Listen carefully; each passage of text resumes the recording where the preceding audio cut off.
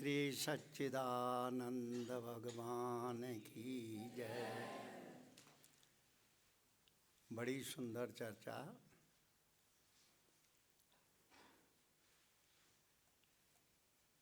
कल्याणी का हिमालय देवस्थान के इस सभागार में अभी आप हमारे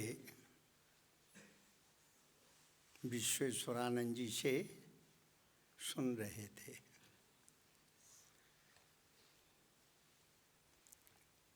जो हमारे चर्चा का विषय है मनुष्यत्व मुमुक्षुत्व महापुरुष संशया। हमारे जीवन में यह अनुभव कब होगा,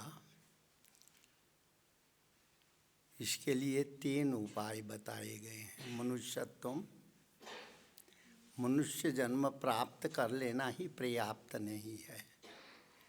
अपने अंदर में मनुष्यता को भी जागृत करना होगा। मनुष्यता का अर्थ यहाँ पे अच्छाई से है, चरित्र से है। हमारे अंदर में अच्छाइयाँ विकसित हों, हमारा जीवन परोपकारमय बने, हमारा जीवन दूसरे के लिए आदर्श बने, इसको ही मनुष्यत्व कहते हैं। हमारे शास्त्रों में सत्संग का बड़ा महत्व बताया गया है, जिसमें व्यक्ति को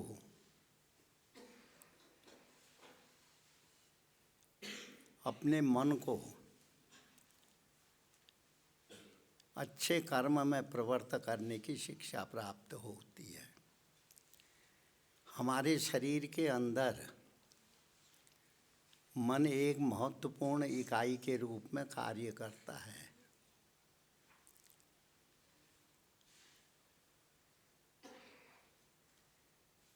मन एव मनुष्याणाम कारणम बंध मोक्षयो। जहाँ हम मुक्ति का चिंतन करते हैं उसमें मन ही माध्यम है।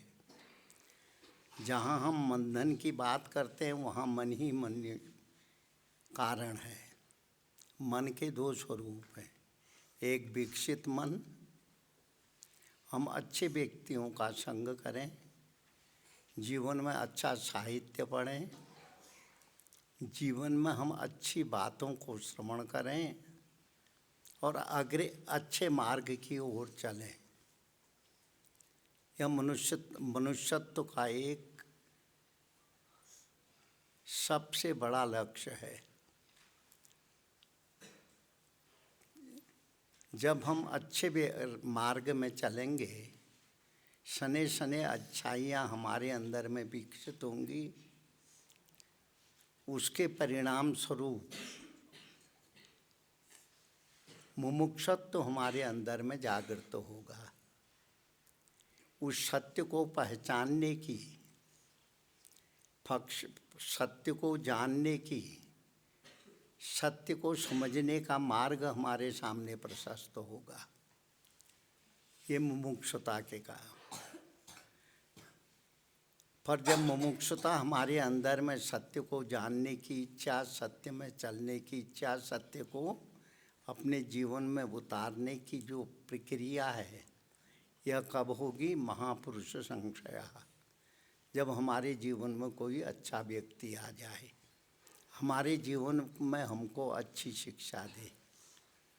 देखें, आप लोग भी अपने जीवन के कार्यों में अगर बहुत व्यस्त रहते हैं, कभी कभी आप कार्य में व्यस्त रहने के बाद आपका मन खिन्न हो जाता है, क्योंकि जिस कर्म को आप कर रहे हैं उससे आपका अंतर प्रसन्न नहीं हुआ, इसलिए मन खिन्न हो जाता है। और मन हमारे अंदर में बहुत महत्वपूर्ण इकाई के रूप में काम करता है। गीता में भगवान कृष्ण कहते हैं, मन एव मनुष्याणाम कारणम बंध मोक्षयो। हमारे पतन का और हमारी मुक्ति का कारण मन ही है। अगर मन अच्छा चिंतन करता है तो मन मोक्ष का हेतु बनता है। अगर मन दूषित कर्मों का चिंतन करता है, गलत रास्ते पे चलने की कोशिश करता है, यही बंधन का हेतु है। तो जितनी भी चर्चाएं हम शास्त्र के माध्यम से श्रवण करते हैं, मन को परिष्कृत करने के लिए, अच्छे वातावरण में जीने के लिए।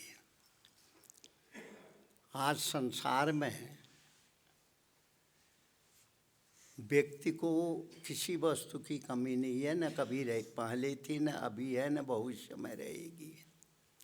जिससे उसका जीवन यापन होता है, जितना उसका पसारा हुआ अपना परिवार है, उसको चलाने में, उसको अच्छे संस्कार देने में जितनी ऊर्जा की आवश्यकता है व्यक्ति के अंदर में है, वो कर भी रहा है। किंतु कभी कभी ये देखा जाता है परिश्रम के बाद भी व्यक्ति को सफलता नहीं मिलती है। परिश्रम करता है, किंतु परिश्रम जिस लक्ष्य की प्राप्ति के लिए वह करता है उसको प्राप्त नहीं हो पाता है। तो इसके हेतु में ही मन ही है। तो मन एव मनुष्याणाम कारणम बंध मोक्षयो। हमारे यहाँ पे बताया गया है, जब व्यक्ति साधना के रास्ते पे चलता है, कहते हैं मन के द्वारा भगवान को भजो, मन को भगवान के चरणों में लगाओ। आदि शब्द ग्रंथों में भी बताए गए हैं, महापुरुष भी आपको बताते हैं। जब आप साधना के माध्यम से कुछ आगे बढ़ने की कोशिश करते हैं तो आपके अंतर के विचार भी आपको यही बताते हैं और उसमें लगने की कोशिश करो। अभी हमारे विश्वेश्वरानंद जी ने योग की बात कही। योग शब्द का अर्थ होता है चित्त वृत्ति निरोध संयोग। हमारे अंदर में उठने वाली विचारों की जो तरंगे हैं, जो हमारे सारे चिंतन को वह प्रभावित करते हैं और जो हमको कभी बहुत अधिक विचलित भी करती हैं, कभी बहुत शांत भी कर देती हैं, तो ये मन का ही हेतु है। तो इसलिए ध्यान के माध्यम से, उपासना के माध्यम से, सत्संग के माध्यम से हम अपने मन को विकसित करें। यही भारतीय दर्शन की सार्थकता है और धार्मिक ग्रंथों के माध्यम से हमको यही शिक्षा दी जाती है। हमारे यहाँ देहात में कहावत है, शायद आप लोग भी इसको जानते होंगे, जैसा खावे अन्न वैसा होवे मन, जैसा पीवे पानी वैसी होवे वाणी, जैसा करे संग वैसा लागे रंग। ये तीन चीज़ें साधारण हमारी देहाती भाषा में इस चीज़ को प्रायः कहा जाता है। यह वो कोई बहुत इतने कठिन शब्द नहीं है। जैसा अन्न खाओगे वैसा तुम्हारा मन बनेगा। अगर तुम्हारे जीवन में सात्विक अन्न है, सात्विक वातावरण में तुम जी रहे हो, तुम्हारा मन सात्विक हो जाएगा, तुम्हारा मन अच्छे मार्ग में चलेगा, तुम्हारा मन जो है अनर्गल चिंतन से मुक्त हो करके स्व की ओर जाने का मार्ग तुम्हारे अंदर में प्रशस्त करेगा। वाणी, जैसा हमारा चिंतन होगा वैसी वाणी भी हमारे अंदर में विकसित होती है। आप लोग देखते होंगे बहुत से लोग बहुत कटु बोलते हैं और सुनने से भी मन में एक तरह का कि उसके प्रति, उसके शब्दों के प्रति अनिच्छा हमारे मन में होने लगती है। और एक व्यक्ति ऐसा है जो यानी जो है बड़े सरल शब्दों में, स्वाभाविक भाषा में, बोलचाल की भाषा में इतने सुंदर शब्द बोलता है कि दूसरे को प्रसन्नता होती है, दूसरा उसको ग्रहण कर लेता है। तो इसलिए हमारा संग अच्छा होवे, हम अच्छे शास्त्रों का अध्ययन करें, अच्छे ग्रंथों का अध्ययन करें, पर अध्ययन के साथ साथ अच्छे व्यक्ति का संग भी करें।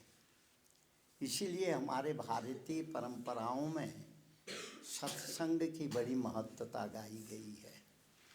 सत्संग करो, सत्शास्त्रों का अध्ययन करो, सत व्यक्ति के चिंतन का जो है श्रवण करो, जो तुम्हारे अंदर में अपने आप ही विकसित हो जाएंगे।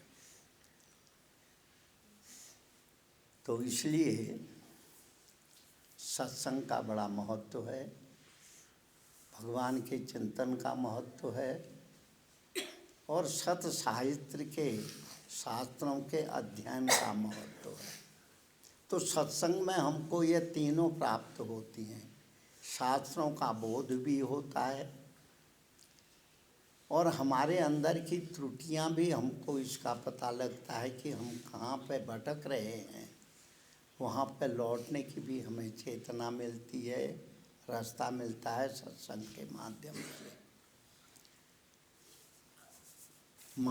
हमारे शास्त्रों में मनुष्य जन्म को